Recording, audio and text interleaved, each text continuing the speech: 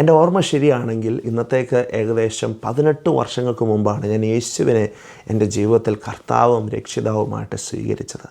എൻ്റെ ജീവിതം അതുവരെ ആകെ കുളമായിരുന്നു എന്ന് വേണേൽ പറയാം.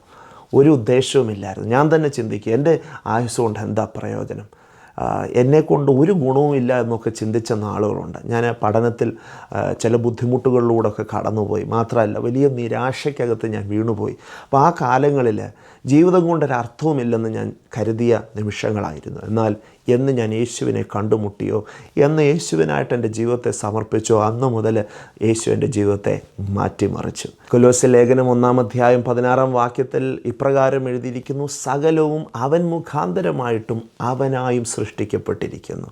അതിൻ്റെ അർത്ഥം ഇതാണ്: സകലത്തിനെയും ദൈവം സൃഷ്ടിച്ചിരിക്കുന്നതിന് പുറകിൽ ഒരു ഉദ്ദേശമുണ്ട്. അവൻ്റെ ഉദ്ദേശങ്ങൾക്ക് വേണ്ടി, പദ്ധതികൾക്ക് വേണ്ടിയിട്ടാണ് നാം സൃഷ്ടിക്കപ്പെട്ടിരിക്കുന്നത്. ദൈവം നമുക്ക് വേണ്ടി ചില പദ്ധതികൾ ഒരുക്കി വെച്ചിട്ടുണ്ടെന്നുള്ളതാണ് അതിൻ്റെ ഏറ്റവും ലഘുവായിട്ടുള്ള സന്ദേശം. പ്രിയമുള്ളവരെ, അതുകൊണ്ട് ഇന്ന് നിങ്ങളുടെ ജീവിതത്തിൽ ഒരു അർത്ഥവുമില്ലാതെ ഓരോ ദിവസവും തള്ളി നീക്കി മുമ്പോട്ട് പോവുകയാണെങ്കിൽ ഞാൻ നിങ്ങളോടൊരു സഹോദരൻ എന്ന നിലയിൽ ഓർമ്മിപ്പിക്കാം, യേശുവിനെ നിങ്ങൾ ഹൃദയത്തിലേക്ക് സ്വീകരിക്കുക.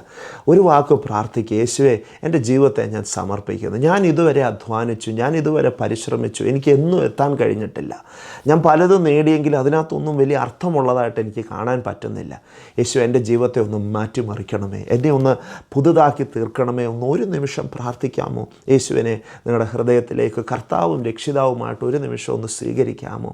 ഒന്ന് പ്രാർത്ഥിച്ചേ: യേശുവെ, ഞാൻ അങ്ങേ എൻ്റെ ജീവിതത്തിലേക്ക് കർത്താവും രക്ഷിതാവുമായിട്ട് സ്വീകരിക്കുന്നു. ഇന്നു മുതൽ എൻ്റെ ഇഷ്ടങ്ങളല്ല, അങ്ങയുടെ ഇഷ്ടങ്ങൾ ചെയ്യുവാനായിട്ട് ഞാൻ എന്നെ ഏൽപ്പിച്ചു തരുന്നു. പ്രിയമുള്ളവരെ, ഈ വാക്കുകൾ ചെറിയ വാക്കുകളായിട്ട് നിങ്ങൾ കാണല്ലേ കേട്ടോ. ഇതിന് വലിയ അർത്ഥമുണ്ട്. നിങ്ങളുടെ ജീവിതത്തെ അസാധാരണമായി മാറ്റിമറിക്കാൻ കഴിയും. ഓരോ ദിവസവും നിങ്ങളുടെ ജീവിതം ആരംഭിക്കേണ്ടത് യേശുവിനെ നിങ്ങളുടെ ഹൃദയത്തിൽ ക്ഷണിച്ചുകൊണ്ടായിരിക്കണം. അങ്ങനെ ചെയ്താൽ നിങ്ങളുടെ ലൈഫ് ബ്ലസ്ഡായി തീരും. നിങ്ങളുടെ ജീവിതം അനുഗ്രഹിക്കപ്പെടും. അസാധാരണമായ ദൈവിക വഴികൾ നിങ്ങളുടെ മുമ്പിൽ തുറന്നു വരുന്നത് കാണാൻ കഴിയും. നിങ്ങൾക്ക് പ്രാർത്ഥന ആവശ്യമുണ്ടെങ്കിൽ സ്ക്രീനിൽ കാണുന്ന വാട്സാപ്പ് നമ്പറിൽ ബന്ധപ്പെടുക. നമുക്ക് ഒരുമിച്ച് പ്രാർത്ഥിക്കാം.